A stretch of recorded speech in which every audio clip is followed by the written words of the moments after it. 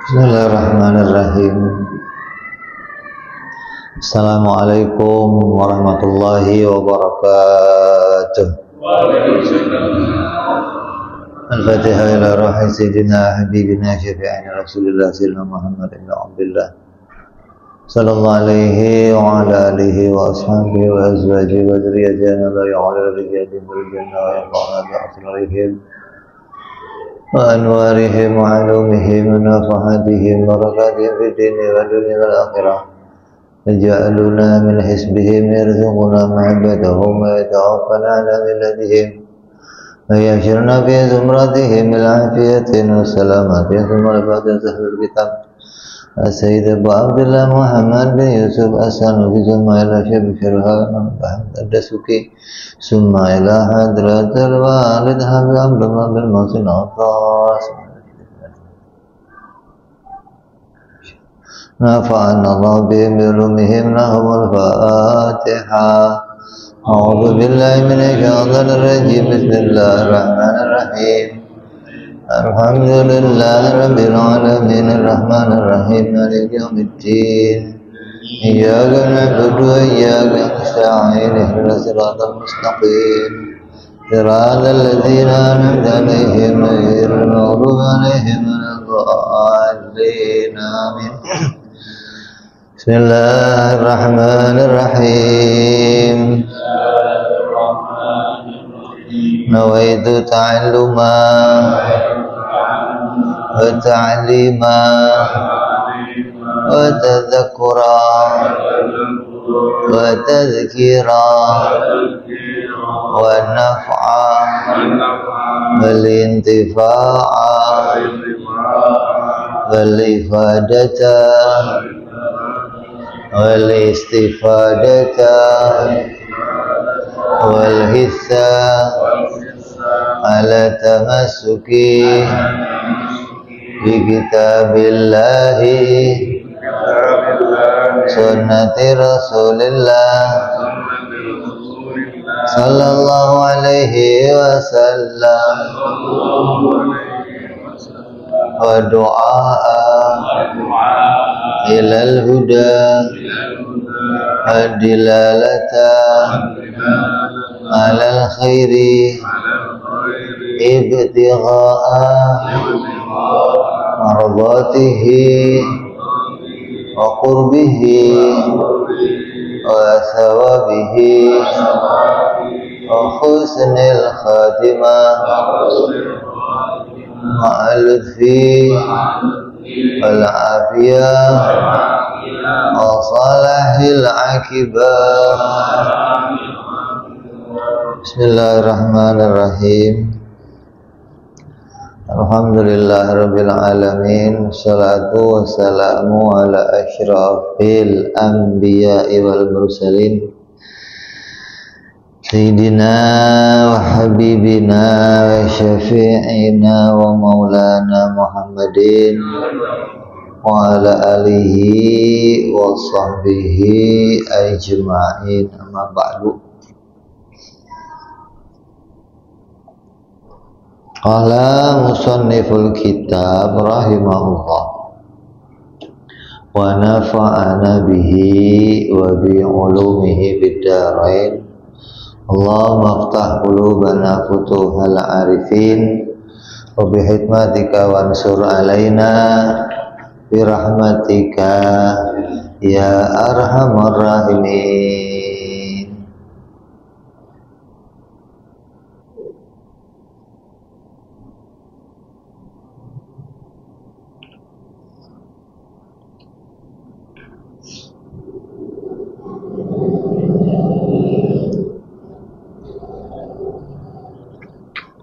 Bila engkau masuk kepada pasal keempat tentang sesuatu yang akan ditambahkan oleh musannif yang berkaitan dengan faedah-faedahnya kalimat la ilaha illallah.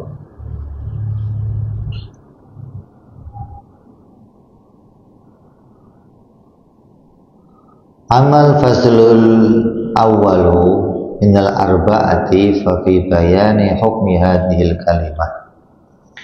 Maka pasal yang pertama dari 4 pasal yang dijanjikan oleh musannif sebagai penambahan di akhir kitabnya akan menerangkan tentang hukum membaca kalimat la ilaha illallah Muhammadur Rasulullah. Wa'lam annan nasa ala dzurbain. Ketahuilah sungguhnya manusia terbagi dalam 2 kriteria. Ada 2 golongan. Al-mu'minu wal kafiru. Yang pertama golongan orang yang beriman, yang kedua golongan orang kafir. Jadi manusia itu kalau mau dibagi ya hanya 2 golongan aja. Sebagian masuk golongan orang kafir, sebagian lagi masuk golongan orang mukmin.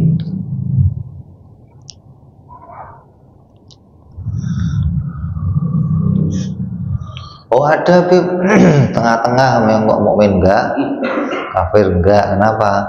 Yang ini abstain, nggak ikut-ikut, saya nggak ikut-ikut dah gitu. Golput, saya golput lah, ikut yang enggak, musuhi juga enggak. Jadi saya nggak terhitung kafir, nggak terhitung, nggak ada. Ente mau ikut ya monggo, nggak ikut ya namanya kafir. Kafir ini bukan bahasanya kasar, bukan. Kafir ini ya bahasa yang bagus, bukan bahasa yang kemudian memojokkan, merendahkan orang yang di luar agama Islam, bukan. Hanya framing aja yang kemudian menjadikan orang yang disebut kafir kayak dia orang yang dengan kata-kata terhina. Ini kekeliruan pemahaman orang. Amal mu'minu, adapun orang yang beriman, bi asalati, yang imannya itu asli, artinya belum pernah kafir, berarti sejak lahir sudah di dalam keluarga orang Islam. Ini mukmin asli lah, anak itu Islam asli, bapaknya Islam atau maknya Islam, sejak kecil dia hidup di lingkungan Islam, itu disebut namanya muslim asli. Kayak kita inilah belum pernah keluar dari agama Islam atau bukan berasal dari orang kafir yang masuk agama Islam. Disebut Islam asli.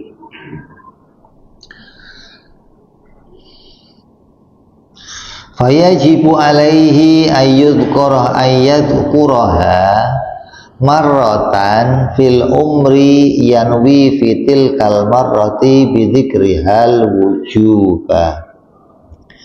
Maka hukumnya membaca kalimat la ilaha illallah Muhammad Rasulullah bagi orang mukmin yang asli ini hukumnya wajib seumur hidup 1 kali,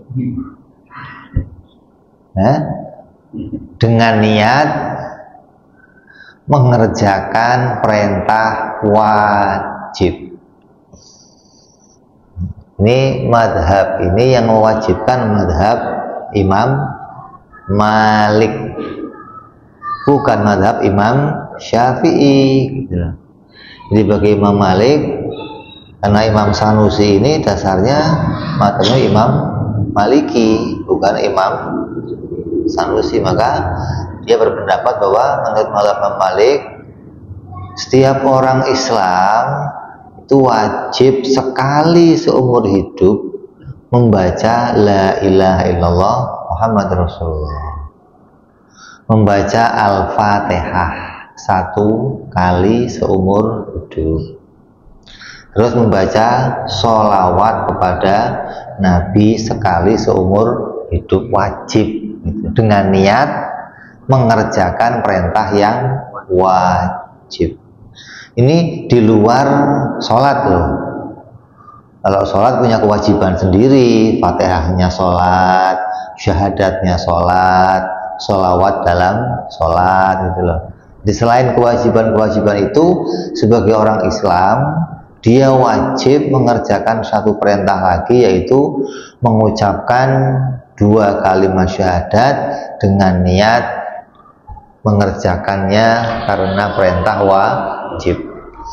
Ya, nawaitu an aqra'a kalimatai syahadati fi kulli umrin marratan wahidan fardhon lillahi ta'ala.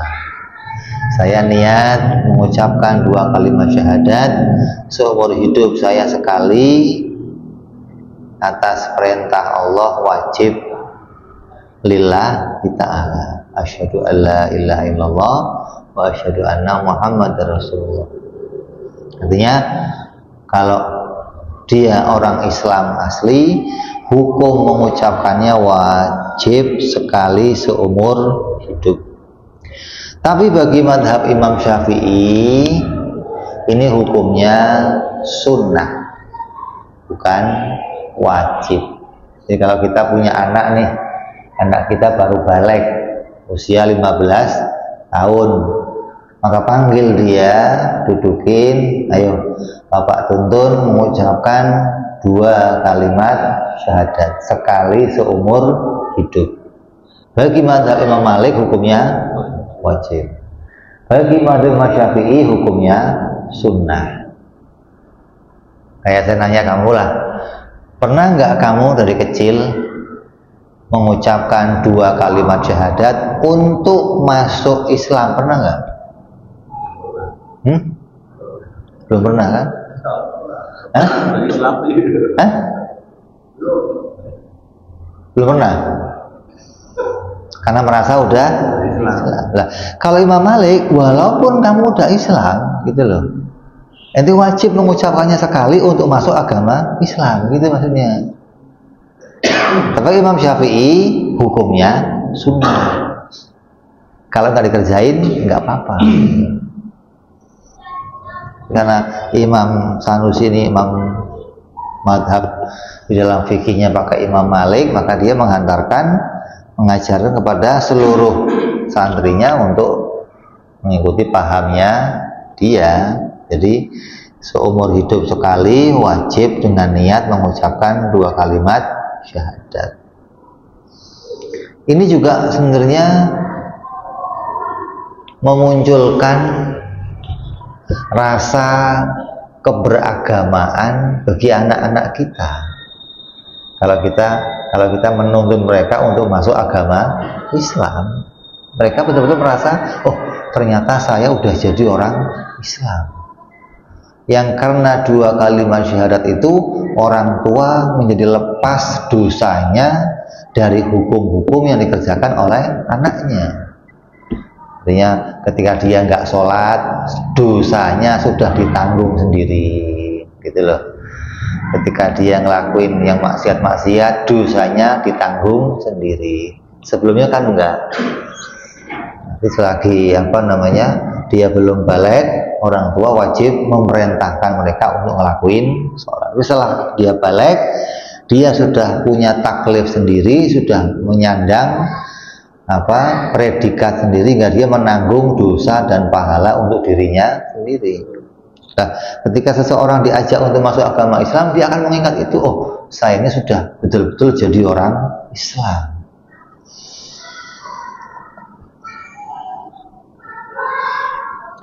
Wa in taraka dzalika fa huwa asim wa imanuhu shahihun wallahu a'lam.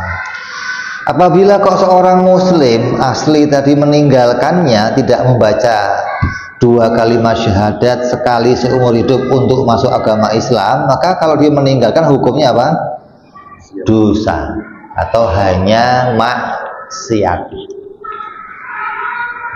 Tidak dihukumi kafir, tidak dihukumi enggak sah Islamnya, enggak, tetap dihukumi sah Islamnya, tapi hukumnya berdosa bagi mazhab Imam Malik. Kenapa? Karena mengucapkan sekali seumur hidup ini untuk masuk Islam hukumnya wajib. Kalau meninggalkan wajib jadinya apa? haram, dosa gitu loh. Ini hukum yang pertama, mengucapkan la ilaha illallah bagi orang Islam yang asli sejak lahir dia udah jadi orang Islam. Summa yang bagi lahu ayyukthira min dzikriha ba'da ada'il wajib kama asyarna ila dzalika biqauli lana fi asl aqidah alal akil ayyukthira min dzikriha mustaghdiran lima akhwait alaihi wa ya'rifa ma'naha awalan. Kemudian hendaknya ia kemudian memperbanyak zikir dengannya setelah melaksanakan kewajiban mengucapkannya sekali, sebagaimana yang telah aku isyarahkan dalam ucapanku pada kitab asal, itu kitab As-Sanusiyah, Matan Sanusiyah. Dia berkata, maka hendaklah bagi orang yang berakal memperbanyak zikir la ilaha illallah Muhammad Rasulullah dengan menghadirkan akidah keimanan yang dicakupnya. Jadi kemarin kita sudah baca, dan bagi orang yang berakal hendaklah dia itu memperbanyak zikir ini kelanjutan harusnya dari apa yang menjadi hukum, bahwa ketika dia membiasakan mengucapkan kalimat itu, maknanya dia sudah pertama kali mengucapkan dengan niat wajib melaksanakan perintahnya Allah untuk masuk agama Islam atau untuk menjadi orang Muslim, melaksanakan kewajiban yang sekali seumur hidup. Setelah itu barulah dia memperbanyak mengucapkannya. Berapa banyaknya? Ada yang mengatakan sehari 300 kali. Ada yang mengatakan sehari 700 kali. Ini bertahap biasanya. Biasakan tiap harinya 300 kali. Terus dawam bisa 300 kali, tambah lagi 700 kali, terus dawam. Jadi setahap demi setahap. Sama dengan sholawat. Sholawat juga wajib sekali seumur hidup. Kalau sudah sekali seumur hidup, baru kita kerjakan dawam. Berapa dawamnya? Terserah. Mau sehari, biasanya berapa kuatnya? 1000, ya sehari 1000. Kok mau nambah lagi sampai nanti bisa sehari sampai berapa? 80.000. 80.000 itu hitungannya kayak apa? Hitungan detik. Kan 1 menit 60 detik. 1 jam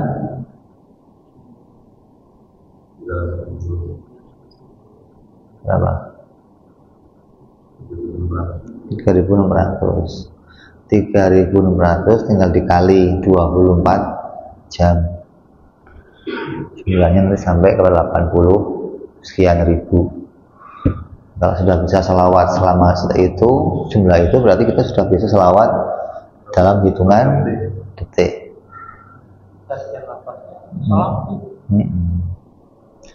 Mau diucapkan, mau dalam hati. Selawatnya paling cepat aja, selawat Jibril sallallahu alaihi Muhammad sallallahu alaihi Muhammad sallallahu alaihi Muhammad sallallahu alaihi Muhammad. Kan per detik bisa. Nggak usah pakai selawat Fatih, nariyah yang bisa per detik, itu mah kepanjangan loh begitu. Belum kelar udah nggak bisa nafas. Selawat yang cepat aja. Sallallahu alaihi Muhammad sallallahu alaihi Muhammad sallallahu alaihi Muhammad. Ya, itu kebiasaan atau membiasakan diri untuk mengucapkan setelah yang pertama kali yang hukumnya apa? Wajib, dengan niat menghadirkan apa-apa yang tercakup di dalamnya. Jadi bukan hanya yang penting hitungannya banyak, saya mau baca hari ini 300, yang penting selesai 300, nggak ada gunanya. Justru kita disuruh mengulang-ulang itu untuk membiasakan diri menghadirkan maknanya pelan-pelan. Yang penting hatinya hadir, mengingat makna yang di dalamnya terkandung. Istighna ila an kulli ma siwa waftiqaru kullu ma adahu ilaihi. Istighna mengandung berapa? 22 akidah. Iftiqar mengandung berapa? 28 akidah. Teringat itu aja isinya, hingga nanti kita bisa terbiasa menghadirkan itu dengan cara yang cepat. Kenapa? Karena sudah berulang gitu. Bukan yang pertama kali menghadirkannya.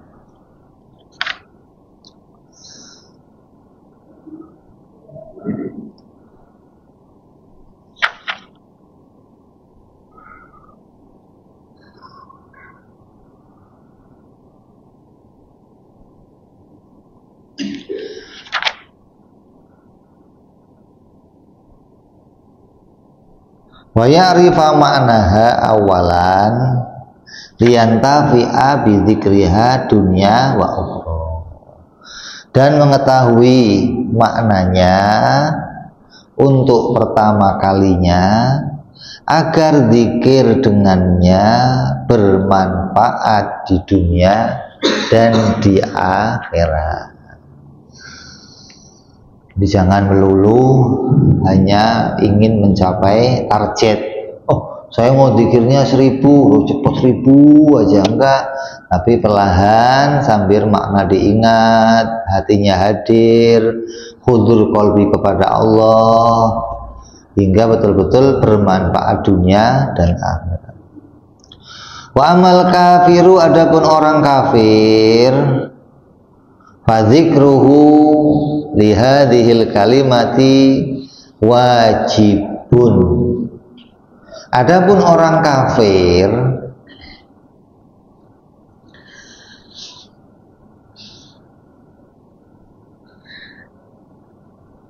di dalam mengucapkan kalimat la ilaha illallah Muhammad Rasulullah, maka hukumnya juga wajib. Tapi wajibnya bagi orang muslim namanya wajib furu. Adapun wajibnya bagi orang kafir namanya wajib usul. Jadi kalau dia nggak mengucapkannya, dia nggak terhitung sebagai orang muslim. Kalau dia mengucapkannya, maka dia terhitung sebagai orang muslim. Karena bagi mereka syurita fi sihhati imanihi al-qalbi ma'a qudrati, menjadi syarat sahnya iman yang ada di dalam hatinya bila dia mampu mengucapkannya. Kalau ada orang kafir nih, dia pengen jadi orang Islam, mau masuk Islam, maka wajib untuk mengesahkannya, dia wajib mengucapkan 2 kalimat syahadat. Kalau enggak gimana? Islamnya atau iman yang ada di dalam hatinya yang diyakininya menjadi tidak sah. Artinya ada orang nih, dia iman kepada Allah, mampu mengucapkannya, tapi nggak mau nolak. Saya nggak mau ngucapin lah, ngapain, yang penting saya iman indallah, iman di hadapannya Allah, nggak perlu ngucapin 2 kalimat syahadat. Maka dia di dunia tidak dihitung sebagai orang Islam. Jadi kalau niatnya kok membangkang, niatnya menolak perintah, maka bisa sampai ke akhirat dia pun nggak terhitung orang Islam. Kalau niatnya membangkang perintah. Beda kalau ketika dia mau mengucapkannya, kemudian dia nggak punya kemampuan, kayak apa, bisu. Gimana terus? Ada orang kafir masuk Islam tapi bisu, syahadat, kan dia nggak bisa ngucapin 2 kalimat syahadat, berarti dia ada penghalang, ada manek. Apalagi apa namanya, Penghalang yang lainnya apa? Bisa macam-macam penghalangnya. Artinya dia apa namanya, hilang itu yang tadinya kumpul sama orang muslim, hilang, apa masuk sumur atau di penjara hingga nggak ketemu lagi sama orang Islam dan nggak tahu bagaimana mengucapkan 2 kalimat syahadat, tapi di hatinya mukmin. Fa'in ajaza anha ba'da husuli imanihil qalbi limufaja'atil mauti lahu wa nahwi dzalika saqata anhul wujubu wa kana mu'minan. Bila ia tidak mampu mengucapkannya setelah adanya iman di hatinya karena tiba-tiba umpamanya mati atau terjadi hal-hal yang semisalnya, maka kewajiban mengucapkannya gugur dan ia berstatus orang mukmin di akhirat. Jadi kalau di hatinya sudah ada keimanan, tapi waktu mau ngucapin nggak sempet, dia orang kafir nih, kemudian dia belajar sama orang Islam, setelah waktunya dia mau ngucapin mati ketabrak, atau dia terbunuh, atau dia belum sempat ngelakuin, kemudian dia menghilang, maka kalau ketidakmampuannya itu ada rohsoh ini, maka dia terhitung sebagai orang mukmin. Kan ini mau menggolongkan orang mukmin ini kan nanti mau hitungannya dia akan dikuburkan di mana ketika mati gitu loh. Kalau dia terhitung orang mukmin, maka matinya ya boleh dikubur di kuburnya orang Islam. Tapi kalau dia matinya nggak terhitung orang mukmin, maka matinya nggak boleh dikubur di kuburannya orang Islam gitu loh. Dia harus dimandiin, disolatin kalau terhitung sebagai orang Islam. Kalau nggak terhitung orang Islam, ya nggak mendapat itu semua gitu. Jadi ini yang dipermasalahkan itu maksudnya.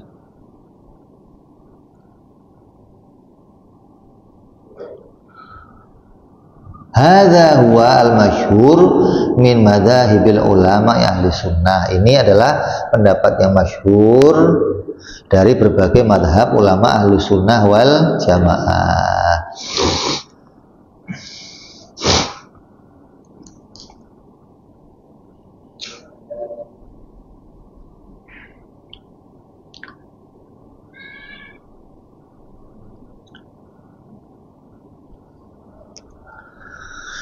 Artinya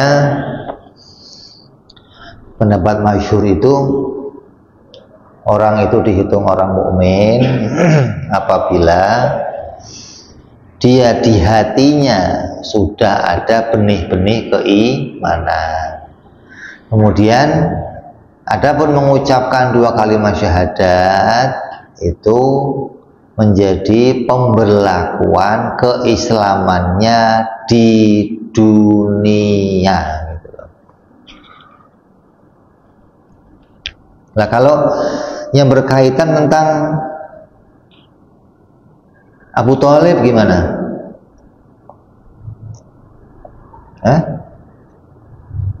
Pamannya Nabi. Pamannya Nabi itu iman enggak? Syahadat enggak? Kafir enggak?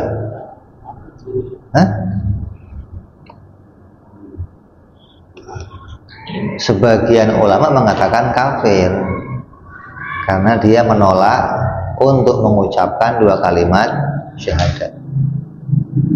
Tapi mazhabnya para habaib semua mengatakan, meyakini bahwa Abu Thalib dia mukmin indallah. Dunia terhitung orang kafir, tapi indallah terhitung sebagai orang mukmin. Walaupun mazhab ulama mengatakan kafir dunia. Kenapa? Karena dia diajak berulang-ulang tidak mau mengucapkan 2 kalimat syahadat. Berulang-ulang Nabi ngajak, ayo ngucapin, ayo ucapin. Tapi dia tetap nggak mau mengucapkan dua kalimat syahadat. Lah, dia nggak mau mengucapkannya bukan karena membangkang, karena dia punya misi atau punya rahasia. Kalau saya mengucapkan, nanti bisa jadi apa? Nabi Muhammad SAW mendapatkan musuh yang lebih banyak, mendapat pertentangan di Arab. Banyak alasannya lah. Hikmah dari tidak syahadatnya Abu Thalib itu banyak gitu loh. Kayak diantaranya bahwa Islam ini bukan ajaran keturunan dari nenek moyang. Betul-betul syariah baru yang didatangkan oleh Allah dengan tidak Islamnya Abu Thalib di dunia, mengatakan bahwa ini ajaran yang Allah baru datangkan ke dunia. Kalau enggak, bisa jadi nanti, oh ini mau udah ajaran terdahulu dari kakak-kakaknya Nabi, bukan ajaran yang baru. Gitu. Nah, dengan tidak muslimnya mereka, sebagian menandakan bahwa ini bukan ajaran nenek moyang, tapi ajaran yang baru. Jadi walaupun sebagian ulama mengatakan Abu Thalib ini kafir, tapi para habaib berpendapat mereka tetap mukmin fil akhirah. Jadi imannya indallah. Abu Thalib ketemu karya Nabi, karya Islam. Siapa? Gimana wong yang melindungi Nabi dia kok? Disiram awalnya. Dia bersyariat Islam. Siapa? Abu Thalib. Bersyariat gimana? Ya ikut sholat, ikut. Enggak. Kalau ikut sholat udah dikebur Nabi dari awal dong. Kalau dia ikut syariatnya Nabi dari awal udah dikempur. Jadi dia nggak ngelakuin itu maksudnya. Walaupun dia membiayai semua apa yang dikerjakan oleh Nabi.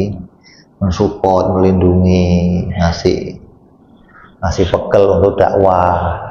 Nah, yang begitu kan nggak mungkin kalau dia nggak meyakini gitu maksudnya loh. Hah? Mengakui kenabian, ketuhanan enggak? Hah? Dia melihat dirahasiaan Nabi dari kecil udah lihat gitu kalau tanda kenabian itu lihat. Iya. Tapi kenapa nggak mau syahadat? Hah? Dia nggak mau ngucapin syahadat. Lah nggak mau syahadatnya itu dia nggak terhitung orang Islam di dunia, tapi dihitung orang mukmin di akhirat. Karena tidak mau mengucapin syahadatnya bukan pembangkangan tanpa alasan. Jadi punya alasan yang tadi, satu kan bisu, yang kedua tadi, ini kalau saya mengucapin bahaya nih, gitu loh, terancam. Terselubung ya. Iya. Jadi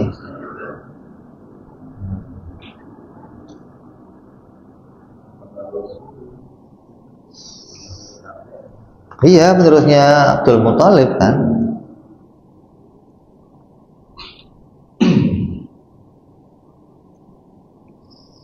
Beda sama orang yang waktu wafatnya kan lagi haji. siapa? Pas di Raja Aswad.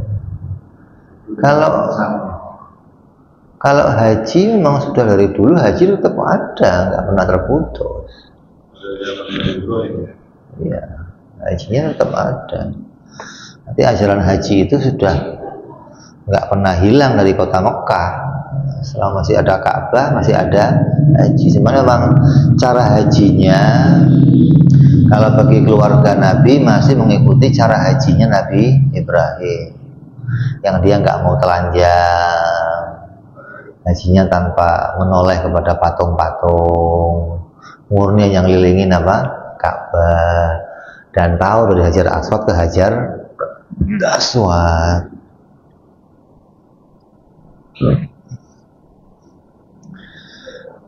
Jadi hanya masalahnya itu doang, dia nggak mau ngucapin 2 kalimat syahadat. Wa qila la yasihul imanu biduniha mutlaqan wala farqa fi dzalika bainal muhtari wal ajiz. Pendapat ulama yang lain, imannya orang kafir yang tidak mau mengucapkan 2 kalimat syahadat itu tidak sah secara mutlak tanpa mau mengucapkannya. Yang kedua nih, pendapat yang kedua, pertama kan, oh masih sah imannya kalau mengucapkannya dengan adanya alasan, nggak ngucapinnya punya alasan. Yang kedua ini, oh kalau dia nggak ngucapin nggak sah, dia terhitung orang kafir. Tidak ada perbedaan di dalamnya antara dia itu mampu mengucapkan atau tidak mampu mengucapkan. Sama nih, ini pendapat yang lebih ketat namanya. Jadi kalau, oh saya nggak mampu ngucapin, berarti dia orang mukmin. Oh enggak, kalau nggak mau ngucapin tetap terhitung dia orang kafir. Wakilah pendapat lainnya yasihul imanu biduniha mutlaqan. Pendapat lain mengatakan imannya sah secara mutlak tanpa mengucapkan 2 kalimat syahadat. Wa in kana tarikulaha ikhtiyaran asiyan kama fi haqqil mu'min fi asalati ila nataqi biha lam yanwil wujuba. Imannya sah secara mutlak, ini pendapat yang ketiga nih, tanpa mengucapkannya, meskipun orang yang tidak mengucapkan tadi dalam kondisi mampu mengucapkan, berstatus sebagai orang yang maksiat, sebagaimana orang mukmin asli yang mengucapkannya tidak diniati melaksanakan yang wajib. Yang ketiga mengatakan, pokoknya kalau sudah di hatinya itu iman kepada Allah, kenal yang wajib bagi Allah, yang mustahil bagi Allah, yang jaiz bagi Allah, tetap dia mukmin, mau dia ngucapin atau tidak mengucapkan. Bertentangan dengan pendapat yang kedua, hatinya iman, ngerti yang wajib bagi Allah, mustahil bagi Allah, jaiz bagi Allah, tapi nggak mengucapin, kafir resmi, mau ada alasan atau tidak ada alasan. Yang ketiga ini mau punya alasan mengucapkan atau enggak punya alasan, tetap dia mukmin. Bedanya nih. Kenapa? Karena di hatinya sudah jelas ada nilai keimanan. Jadi mengucapkan itu enggak menjadi syarat sahnya gitu loh. Kalau yang di atas mengucapkan menjadi syarat sahnya.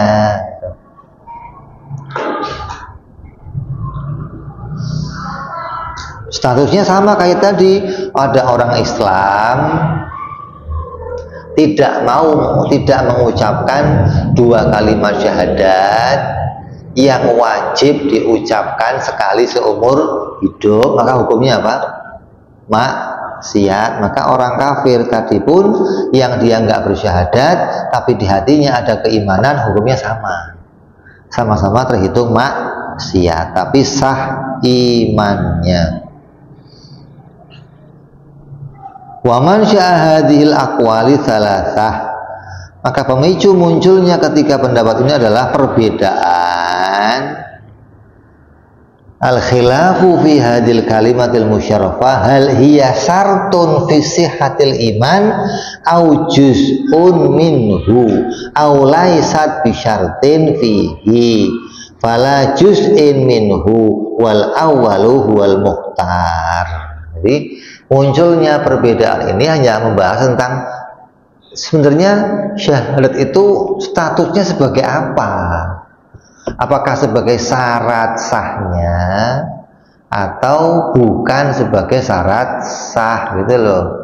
Mau bahas faedahnya 2 kalimat syahadat, apa statusnya nih? Kalau dia sebagai syarat, berarti orang yang nggak mengerjakan syarat ya nggak sah, gitu loh. Ya kan? Kayak sholat, syaratnya apa? Wudhu. Nah, orang nggak punya wudhu gimana? Sholat sah nggak? Nggak sah, gitu loh. Sama dengan, oh saya mau jadi orang Islam, syaratnya apa? Syahadat. Nah, kalau nggak syahadat, ya nggak sah jadi orang Islam, gitu loh. Jadi hanya membahas tentang status syahadat sebagai apa nih, syarat atau bukan sebagai syarat. Hal hiya syartun fi sihatil iman au juz'un minhu, au juz'un minhu, atau bagian dari keimanan itu sendiri, gitu loh. Jadi bagian iman maknanya apa? Kalau dia syahadat maka dia iman. Kalau dia nggak syahadat maka dia nggak beriman. Kenapa? Karena syahadat itu bagian dari iman itu sendiri, bukan sebagai syarat, gitu loh. Makanya mau ada alasannya atau nggak ada alasannya, kalau dia nggak mengerjakan ini ya dia nggak terhitung sah.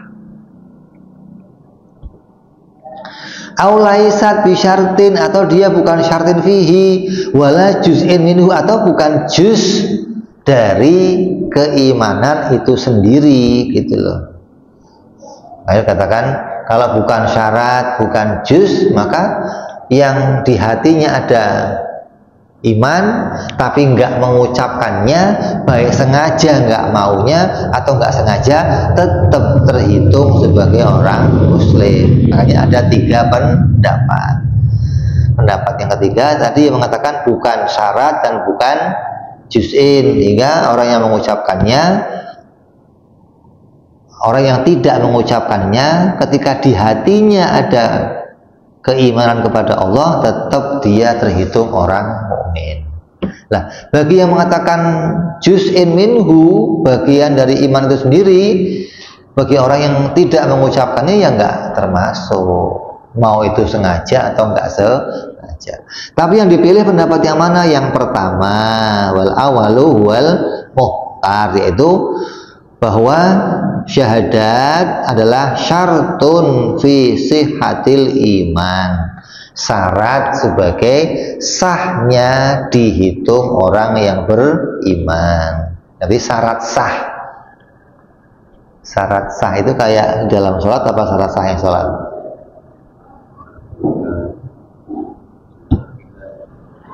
Itu syarat sahnya sholat. Ada apa? Syarat wajib yang harus dikerjakan di dalam sholat. Ada syarat sahnya sholat. Sama dengan orang Islam, ada syarat sahnya.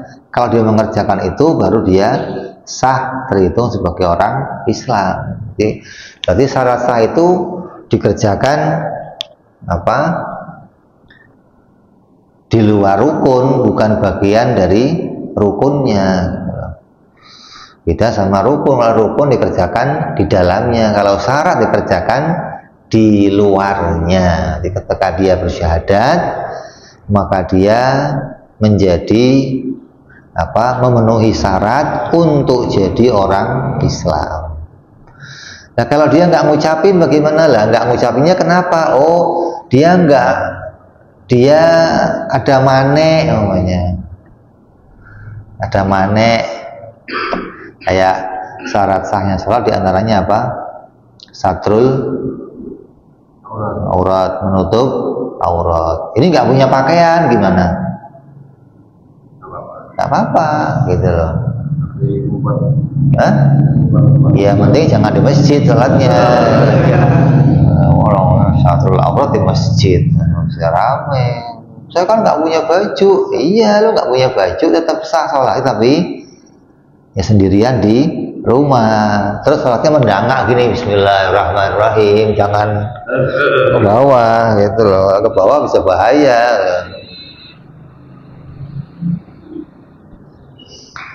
Sama dengan tadi syahadat begitu. Kalau dia kok tidak memenuhi syarat, itu nggak punya persyaratannya, kenapa nggak mampu bisu atau nggak mampunya mengucapin terus mati, atau tadi ada yang mengancam jiwanya, berarti kan ada hal-hal yang membuat dia nggak bisa mengerjakan, tetap dia terhitung sebagai orang muslim.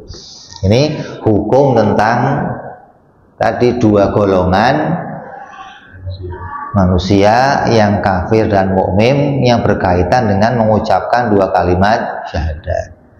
Tapi bagi mazhab Imam Syafi'i ini hukumnya apa? Sunnah, bukan kewajiban. Kenapa? Karena bagi orang mukmin dia sudah ada ucapan di dalam sholat, kata Imam Syafi'i begitu. Dalam sholat dia sudah mengucapkan kalimat syahadat, hingga dia nggak perlu lagi mengucapkan syahadat untuk masuk agama Islam. Kenapa kok nggak perlu ngucapin syahadat untuk masuk? Karena dia belum pernah di luar gitu loh, belum pernah keluar. Dari lahir sudah di dalam, jadi nggak perlu ngucapin untuk masuk gitu loh. Lah, bagi yang mau ngucapin bagaimana? Hukumnya sunnah. Tapi Imam Malik mengatakan hukumnya wajib sekali seumur hidup, dan wajibnya wajib furu, bukan wajib ain, bukan wajib usul, wajib ain, tapi wajibnya wajib furu. Artinya kalau ditinggalkan hukumnya dosa, bukan menjadi kafir. Kalau wajib usul kan kalau ditinggalkan hukumnya kafir.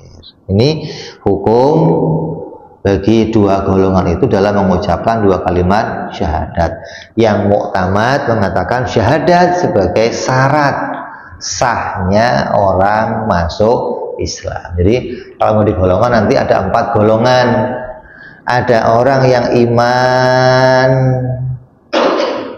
di dunia, iman di akhirat. Ada iman di dunia, kafir di akhirat. Siapa ini? Orang munafik. Di dunia iman, di akhirat kafir. Artinya hatinya tidak punya pengakuan, nggak punya pengetahuan tentang Allah, tapi dia mengucapkan dua kalimat syahadat, maka dia terhitung sebagai orang Islam di dunia, di akhirat kafir. Yang kedua ada orang yang di dunia dia kafir, di akhirat dia mukmin. Tadi orang yang tidak mempunyai, tidak bisa memenuhi syarat untuk mengucapkan dua kalimat syahadat, terburu-buru lalu mati. Tapi di hatinya ada keimanan kepada Allah, maka di dunia nggak dihitung orang mukmin, tapi di akhirat dihitung orang mukmin. Yang keempat, orang yang di dunia kafir, di akhirat juga kafir. Jadi ada 4 golongan. Selamat dunia akhirat, celaka dunia akhirat, selamat dunia, celaka akhirat, selamat akhirat, nggak selamat di dunia.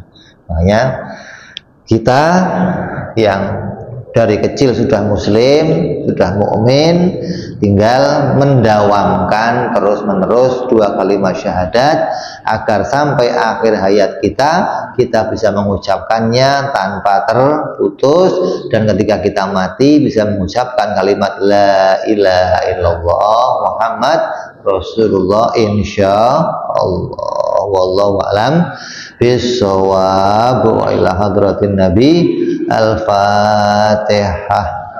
A'udzu billahi minasyaitonir rajim. Bismillahirrahmanirrahim. Alhamdulillahi rabbil alamin arrahmanir rahim maliki yaumiddin. Iyyaka na'budu wa iyyaka nasta'in ihdinas siratal mustaqim. Siratal ladzina an'amta 'alaihim ghairil maghdubi 'alaihim waladdallin. Amin. Ya Rabbana tarabna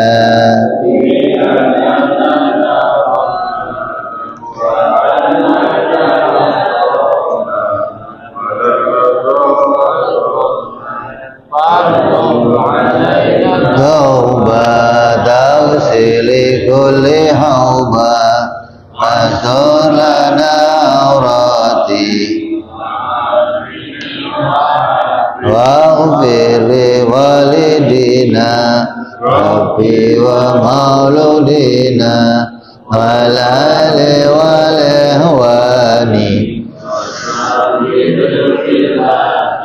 wa kulli dhi mahabbah au jiratin au suhbah wal muslimina ajma'ina Rabbi fadlan manna la biktisabi minna bil mustafa rasulina bi kulli suli sallallahu wa sallam Rabbi alaihi andal habbi wa alihi wa sahbihi dada ta'zi suhbi walhamdulillahi fil badi wa tanafi ana rabbika rabbil izzati amma yasifun salamun alal mursalin walhamdulillahi rabbil alamin. Assalamualaikum warahmatullahi wabarakatuh.